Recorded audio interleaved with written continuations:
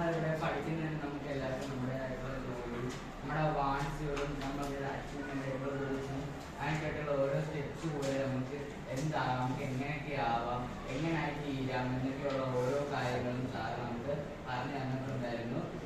കൂടാതെ നമുക്ക് ആഗ്രഹം മാത്രം പോലെ അതിനുള്ള നമ്മൾ ഒരുപാട് പ്രയത്നങ്ങൾ അങ്ങനത്തെ സ്വന്തമായിട്ട് നമ്മുടെ അതിനുള്ള ഹാർട്ടിലായിട്ട് അച്ചീവ് ചെയ്യാൻ നമുക്ക് കൂടാതെ ചിലപ്പോൾ ഒരുപാട് പ്രതിസന്ധികൾ കാണും. അതിനൊക്കെ നമ്മൾ ഓവർകം ചെയ്തുകൊണ്ട് നമ്മൾ നമ്മുടെ അച്ചീവ്മെൻ്റ് അല്ലെങ്കിൽ നമ്മുടെ ഗോളിലേക്ക് എത്തണം എന്നുള്ള ഒരുപാട് പോസിറ്റീവായിട്ടുള്ള കാര്യങ്ങളും ഒക്കെ നമുക്ക് പറഞ്ഞു തന്നിട്ടുണ്ടായിരുന്നു.